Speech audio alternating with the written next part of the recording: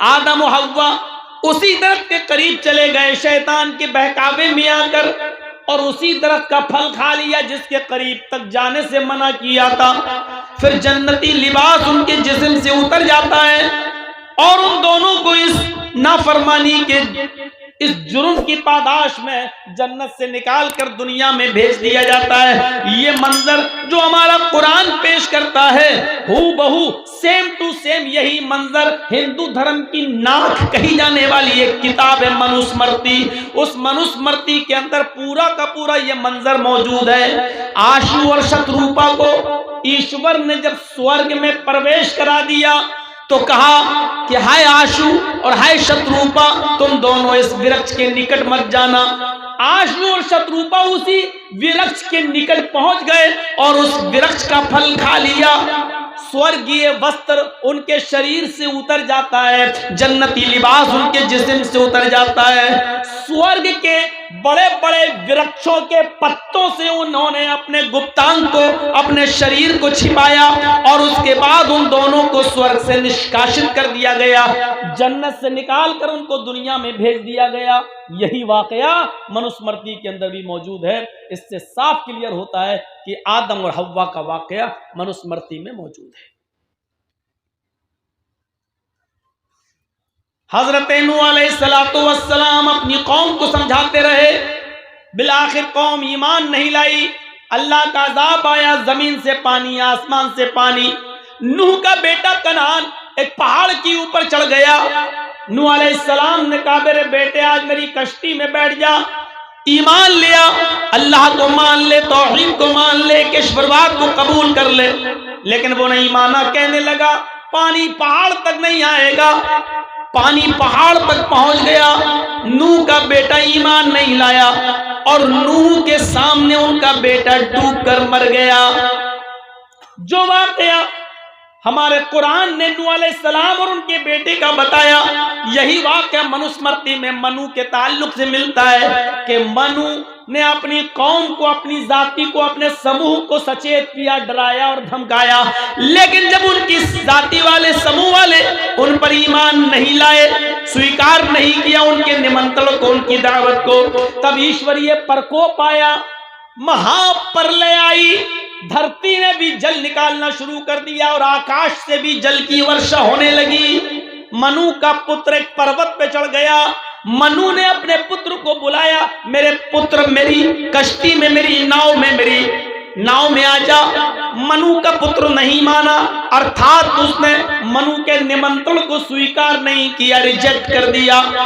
मनु के पुत्र को मनु के सामने डुबो दिया गया और मनु का पुत्र डूब के मर गया। ये वाकया जो हमारे कुरान ने नूह अलैहिस्सलातु वस्सलाम के संबंध में पेश किया है, यही वाकया मेरे भाइयों कुरान ने भी पेश किया है। इससे पता चलता है कि आदम अलैहिस्सलाम, नूह अलैहिस्सलाम से लेकर मुहम्मदुर रसूलुल्लाह सल्लल्लाहु अलैहि वसल्लम तक जितने भी नबी आए, उन तमाम नबियों का दीन एक था। नूह मनु है। सबसे पहले मूर्ति पूजा मनु के अंदर ही आई और हमारा इस्लाम भी ये कहता है कि सबसे पहले मूर्तियों की पूजा नूह अलैहिस्सलाम के ज़माने में आई। नूह अलैहिस्सलातु वस्सलाम के जो 5 बड़े बुजुर्ग थे नूह की कौम के, वद, सुआ, यगूस, यऊक, नस्र, नूह अलैहिस्सलाम के इंतकाल के बाद नूह की कौम ने इन 5 बड़े बुजुर्गों का बुत बनाया और उन्हीं के जरिए दुआएं करने लगे और उन्हीं को पूजने लगे। मूर्ति पूजा की शुरुआत वहां से होती है, ये हमारा इस्लाम कहता है और हिंदू धर्म भी यही कहता है कि मूर्ति पूजा मनु के दौर से चल रही है।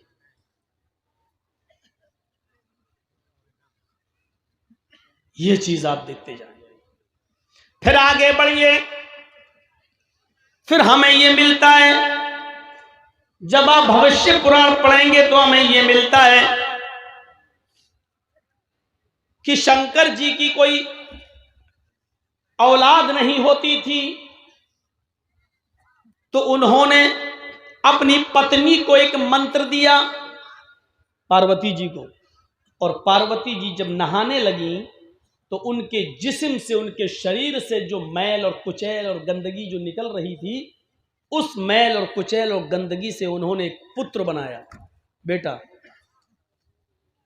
और उसका नाम रख दिया गणेश।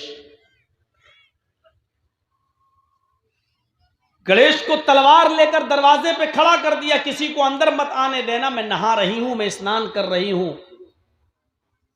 शंकर जी अपने घर आ रहे हैं, गणेश तलवार लेकर बाहर खड़े हैं। गणेश को यह नहीं मालूम कि ये मेरा बाप है, और शंकर को यह नहीं मालूम कि ये मेरा पुत्र है। शंकर अंदर जाने लगे। गणेश ने कहा, कहां जा रहे हो? शंकर जी ने कहा, वाह, घर मेरा, मुझसे पूछ रहा कहां जा रहा हो? मेरी बिल्ली मुझी को म्याऊं? गणेश जी बोले कि मेरी मां ने कहा है कि किसी को अंदर मत आने देना। मैंने वचन दिया है कि कोई भी अंदर नहीं जा सकता है, मैं अपनी जान दे दूंगा, लेकिन वचन बेकार नहीं करूंगा। शंकर जी ने तलवार उठाई और कहा, मुझे मेरे घर में जाने से रोक रहा है? पार्वती कौन है तुम्हारी? गणेश ने कहा, मेरी मां। शंकर ने कहा, वाह, पार्वती मेरी बेटी है, मेरी बीवी है, और तू कह रहा मेरी मां है, मेरा तो कोई पुत्र है ही नहीं। तब गणेश जी ने कहा कि आज ही तो उन्होंने बनाया है। शंकर जी बोले, भगवान मैं हूं, बनाना पार्वती जी को कैसे आ गया है? दोनों में बहस चली और शंकर जी को गुस्सा आया, उन्होंने तलवार मार दी और अपने बेटे की गर्दन उड़ा दी। अंदर घुस गए। पार्वती जी ने जिद की, ये तुमने क्या किया? मेरे बेटे को, मेरे पुत्र को तुमने मार डाला, उसका वध कर दिया। अब मैं उस वक्त तक तुमसे बातचीत नहीं करूंगी जब तक कि मेरे पुत्र को तुम जीवित न कर दो। शंकर जी ने पूरे जंगल में अपने पुत्र की कटी हुई गर्दन तलाश की, लेकिन नहीं मिली। कहने लगे, पार्वती जी ये क्या हो रहा है? अभी तो मैंने गर्दन काटी, लेकिन वो गर्दन तो कहीं मिल ही नहीं रही है। रास्ते में एक हाथी चला रहा है। शंकर जी ने कहा, अगर इस हाथी का सूंड काट कर अगर मैं गणेश जी के सर की जगह पे लगा दूं और गणेश जी को जिंदा कर दूं तो चलेगा? पार्वती जी बोली, कुछ भी करो, लेकिन पुत्र को जिंदा करो। तब शंकर जी ने हाथी की सूंड काटी और गणेश जी की गर्दन की जगह पर रखकर उनको जीवित किया। तब गणेश जी जिंदा हो गए। धूल की तह जम गई इस वाक़े पर। हमने बहुत ढूंढा, बहुत तलाश किया, इस किस्म का कोई वाक़या कुरान और हदीस के अंदर भी मिल जाए ताकि हम अपने हिंदू भाइयों को बता सकें कि देखो ये चीज हमारे यहाँ पर भी पाई जाती है। लेकिन हूबहू तो नहीं मिला, लेकिन उससे मिलता जुलता एक वाक़या मिल जाता है कि इब्राहीम अलैहिस्सलाम की सालों साल कोई औलाद पैदा नहीं हुई। वो दुआ मांगते थे, रब्बे हबली मिनस सालिहीन, अल्लाह मुझे सालेह बेटा दे, अल्लाह मुझे नेक बेटा दे। 99 साल की उम्र में, 86 साल 86 साल की उम्र में अल्लाह ने उनकी दुआ सुनी और उनको एक बेटा दिया, नाम रखा इस्माइल। जब वो बेटा 13 साल का हो गया तो इब्राहीम अलैहिस्सलाम ने ख्वाब में देखा, सपने में, कि मैं अपने बेटे को ज़िबा कर रहा हूं और अल्लाह मुझसे मेरे बेटे की कुर्बानी मांग रहा है। तब अपने बेटे से उसका इजहार किया, बेटा तैयार हो गया। हजरत इब्राहीम यूं कहते हैं अपने बेटे से, या बुनैया इन्नी अरा फिल मनामी अन्नी अज़बहुका फंजुर माज़ा तरा। मेरे लगते जिगर, मेरे बेटे, मैंने आज की रात ख्वाब देखा है कि मैं अपने हाथ से अपने बेटे को ज़िबा कर रहा हूं, अपने बेटे को काट रहा हूं। यानी अल्लाह मुझसे तुम्हारी कुर्बानी मांग रहा है, तुम्हारा क्या इरादा है? फंजुर माज़ा तरा, तुम्हारी राय क्या है? इस्माइल अलैहिस्सलाम ने फौरन जवाब दिया, या बती फ़अल मा तुमर सतजिदुनी इंशाअल्लाहु मिनस साबिरीन। अब्बू जान, आपको आपके रब ने जो हुक्म दिया है उस काम को आप कर डालिए, इंशाअल्लाह आप सब्र करने वालों में से होंगे, इंशाअल्लाह आप सब्र करने वालों में से होंगे। तब इब्राहिम ने अपने बेटे इस्माइल को पेशानी के बल जमीन पर लिटा दिया और तेज छुरी बेटे की गर्दन पे चलाने लगे। लेकिन अल्लाह रब्बुल आलमीन का उधर हुक्म हुआ, बस नहीं, आए छुरी तू अपना काम नहीं करेगी। इब्राहिम अपना काम कर रहे हैं, छुरी को हुक्म हो गया तू चलेगी नहीं। आवाज आई, बस बंद करो इब्राहिम, कद सद्दक़्त रुया इन्ना कज़ालिक नजज़िल मुहसिनीन। बस करो, तुमने अपने ख्वाब को सच्चा कर दिखाया और मैं नेक लोगों को इसी तरीके का बदला दिया करता हूं। फिर अल्लाह ताला ने जन्नत से एक दुम्बा भेजा और वो इस्माइल की जगह पर दुम्बा ज़िबा कर दिया गया। मेरे भाइयों, यहाँ शंकर ने गणेश की गर्दन उड़ाई, यहाँ इब्राहिम ने इस्माइल की गर्दन पर छुरी चलाई। वहां गणेश कट गए, यहाँ इस्माइल कटे नहीं। वहां गणेश को जिंदा रखने के लिए हाथी काटा गया, यहाँ इस्माइल की जगह पर दुम्बा आया है। कितनी धूल जम गई किताबों पर और जमाने गुजरते गए। इस वाक़े को जब हम इस हकीकत की रोशनी में जब तलाश करते हैं तो पता चलता है कि किसी न किसी शक्ल में ये वाक़या कुरान और हदीस की किताबों में मौजूद है, जिसको ये शंकर कह रहे हैं। हो सकता है हमारे यहाँ वही इब्राहिम अलैहिस्सलाम हो, और जिसको ये गणेश कह रहे हो सकता है हम उन्हीं को इस्माइल अलैहिस्सलाम मानते हों, और जिसको ये पार्वती मानते हैं हो सकता है कि हमारे यहाँ वही हाजरा हो। लेकिन हो सकता है कि साथ क्लियर हम भी नहीं कर सकते।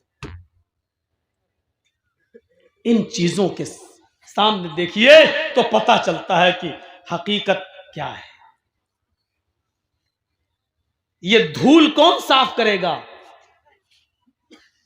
जो किताबों के जरिए चढ़ चुकी है। घर साफ करते हो, कपड़े साफ करते हो, बर्तन साफ करते हो, किताबों पर जो खुराफातों की धूल जम गई है उसे कौन साफ करेगा? अल्लाह ने तुम्हें फिल्टर दिया है, साफ करने की चीज दी है, पाउडर दिया है, और वो है कुरान करीम। इस कुरान करीम की कसौटी पर रखकर उस धूल को साफ कीजिए। हर चीज चमकती हुई सोने की तरह आपके सामने क्लियर होती चली जाएगी।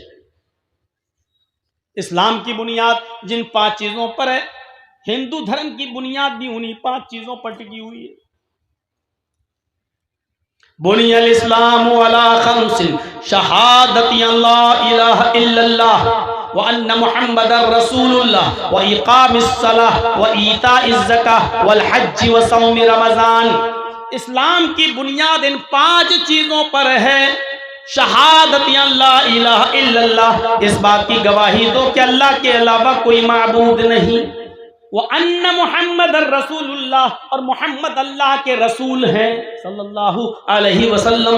व इकामिस सलाह, और नमाज कायम करो। व ईताइज ज़कात, और ज़कात अदा करो। वल हज, और हज करो। व सौम रमज़ान, और रमज़ानुल मुबारक के पूरे महीने के रोजे रखो। ये इस्लाम की बुनियाद है। इस्लाम की बुनियाद जिन 5 चीजों पर है, महाभारत उसी को यूं कहती है, सनातन धर्मम पंचम वस्तु अस्ति प्रथमा वस्तु एकम ब्रह्मा द्वितीय नास्ति नास्ति किंचन द्वितीय वस्तु षष्ठां कर्तव्या तृतीय वस्तु दानम दीक्षिता चतुर्थ वस्तु वरधारी पंचम वस्तु तीर्थ यात्रा कर्तव्या। यही सनातन धर्म की बुनियाद बताई गई। कृष्ण जी कह रहे हैं अर्जुन, सनातन धर्म 5 चीजों का नाम है। सनातन धर्म 5 चीजों का नाम है। प्रथमा वस्तु, पहली चीज, एकम ब्रह्मा द्वितीय नास्ति नास्ति किंचन, एक ही ब्रह्मा है, दूसरा नहीं, नेह बिल्कुल नहीं, नाना कतई नहीं, किंचन जरा सा भी नहीं। कृष्ण जी अर्जुन से कह रहे हैं एक ही ब्रह्मांड का रचयिता और रचनाकार है, एक ही ब्रह्मा है, एक ही इस दुनिया का बनाने वाला क्रिएटर ऑफ यूनिवर्स एक ही है, द्वितीय नास्ते दूसरा नहीं। इस विश्व का निर्माण करता एक ही है, इस विश्व का बनाने वाला एक ही है, इस महान जगत का स्वामी एक ही है। द्वितीय नास्ते, दूसरा नहीं, ने बिल्कुल नहीं, ना ना कतई नहीं, हरगिज नहीं, किंचन जरा सा भी नहीं। ये कृष्ण जी अर्जुन से कह रहे हैं। मोहम्मद रसूलुल्लाह क्या कह रहे हैं? शहादती अल्लाह इलाहा इल्लल्लाह, अल्लाह के अलावा कोई माबूद नहीं। द्वितीय वस्तु साष्टांग कर्तव्य, दूसरी चीज है अर्जुन साष्टांग करो। साष्टांग, ये बड़ा अजीब जुमला है।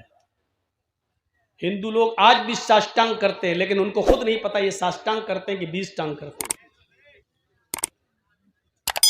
सा अष्ट अंग, इसको जब मिलाया जाएगा तो पढ़ा जाएगा साष्टांग।